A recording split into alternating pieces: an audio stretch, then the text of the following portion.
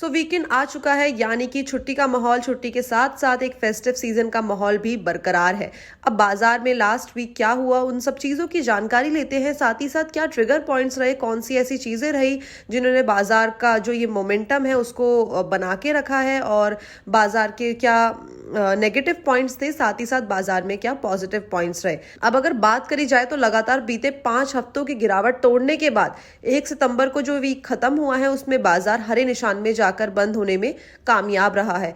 उसमें अगर बात करी जाए तो मिले जुले जो ग्लोबल फैक्टर्स हैं वो भी रहे हैं। साथ ही साथ जो अगस्त में कमजोर मॉनसून है उसका भी हमें कहीं ना कहीं इम्पैक्ट देखने को मिला है। इसके अलावा कच्चे तेल की बढ़ती कीमतों के बीच बाजार में दबाव देखने को मिल चुका है हमें ऑलरेडी इस वीक में। हालांकि मजबूत जो जीडीपी के नंबर्स हैं और साथ ही साथ जो अच्छे मैन्युफैक्चरिंग डेटा आए हैं शुक्रवार को, उन्होंने कहीं ना कहीं जो इन्वेस्टर्स हैं उनके सेंटिमेंट्स को बदला है और बाजार शानदार बढ़त को लेकर बंद होने में कामयाब रहा है। अब 1 सितंबर की यानी कि कल की बात करी जाए, हफ्ते का आखिरी कारोबारी दिन की बात करी जाए तो सेंसेक्स में हमें 500 पॉइंट्स की एक बढ़त देखने को मिली है, यानी कि 0.77% की बढ़त देखने को मिली है, जिसके साथ 65,387 पे जाकर सेंसेक्स बंद हुआ है। वहीं निफ्टी की अगर बात करी जाए तो करीबन 170 पॉइंट्स की बढ़त देखने को मिली है, जिसमें अगर हम परसेंटेज वाइज देखें तो 0.87% की बढ़त निफ्टी के अंदर दिखी है और निफ्टी 19,435 पे जाके बंद हुआ है। अब अगर लास्ट वीक बीएसई के स्मॉल कैप इंडेक्स की तरफ देखा जाए तो उसमें 3.8% की बढ़त दिखी है।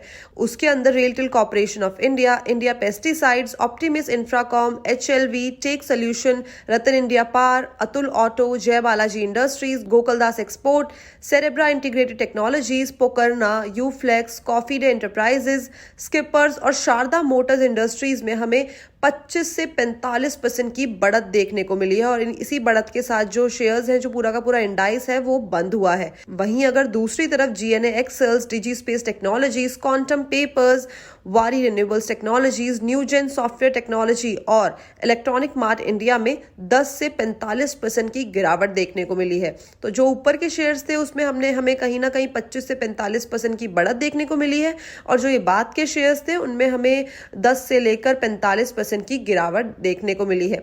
वहीं अगर कल की बात करी जाए तो जो हमारा मिड कैप इंडेक्स है, बीएसई का मिड कैप इंडेक्स है, उसमें करीबन 2.5% की बढ़त देखने को मिली है, जिसके अंदर Bharat heavy electricals, Vodafone India, gland pharma, steel authority of India, SJVN, Jindal steel and power और दीपक नाइट्रेट में हमें करीबन 10 से लेकर 30% की बढ़त देखने को मिली है।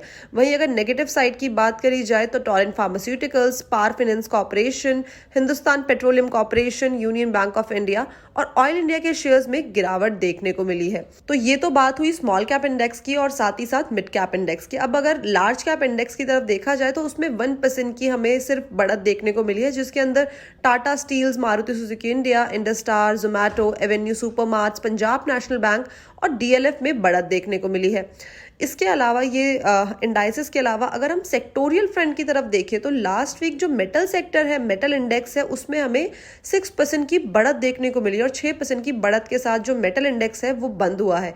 वहीं बीएससी का जो रियलिटी इंडेक्स है उसमें भी करीबन 5.5% की, अगर टू बी एग्जैक्ट देखा जाए तो 5.7% की बढ़त देखने को मिली है। बीएससी टेलीकॉम इंडेक्स में 4.5% की, पावर और ऑटो इंडेक्स में 3.4% की बढ़त देखने को मिली है। वहीं दूसरी तरफ बीएससी एफएमसीजी इंडेक्स में 0.5% फीसदी की हमें गिरावट देखने को मिली है। मिड कैप के लिहाज से अगर देखें तो last week Maruti Suzuki India के मार्केट कैप में सबसे ज्यादा बढ़त आई है। उसके बाद Tata steels, NTPC, HDFC bank का नंबर रहा है। वहीं अगर दूसरी तरफ देखा जाए तो Reliance industries, Hindustan Unilever, Bharti Airtel के जो मार्केट कैप है उसमें सबसे ज्यादा हमें गिरावट देखने को मिली है। अब अगर वीकली बेसिस पे देखें तो ये 6th वीक है जहां पे हमारे जो एफपीआईज है उन्होंने इंडियन इक्विटी मार्केट में नेट सेलिंग की है, यानी कि वो नेट सेलर रहे हैं। 1 सितंबर को जो वीक खत्म हुआ है उसमें एफआई ने इंडियन मार्केट में करीबन 4,311 करोड़ रुपए की सेलिंग की है। अब अगर दूसरी तरफ देखा जाए तो जो हमारे डोमेस्टिक इन्वेस्टर्स है यानी कि डीआईएस है, उन्होंने मार्केट के अंदर 9,570 करोड़ की खरीदारी की है। जिसमें हम आपको ये भी बता देते हैं कि जो अगस्त का महीना है तो अगस्त के महीने में अब तक जो एफपीआई है उन्होंने इंडियन मार्केट में 20,620 करोड़ रुपए की बिकवाली ऑलरेडी कर दी है। जबकि अगर दूसरी तरफ देखा जाए तो जो डीआईएस हैं हमारे, उन्होंने 25,016 करोड़ रुपए की खरीदारी की है।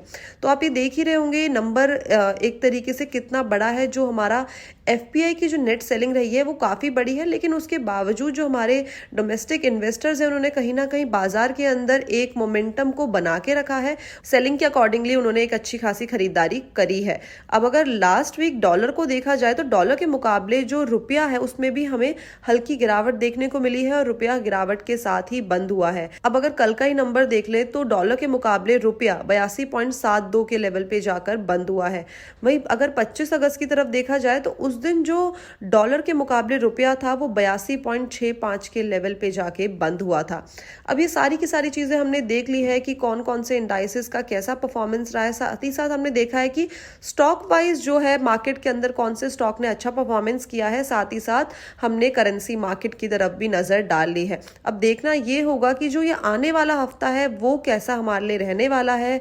इसमें हमारे बाजार के अंदर हमें वापस से एक वॉलेटिलिटी देखने को मिलती है या हमें कहीं ना कहीं जो एक न्यू हाई की तरफ जा रहा था बाजार, उस मोमेंटम को चेस करता है। तो बस ऐसी इंफॉर्मेशन के लिए जुड़े रहिए इंडिया न्यूज़ बिजनेस के साथ। धन्यवाद।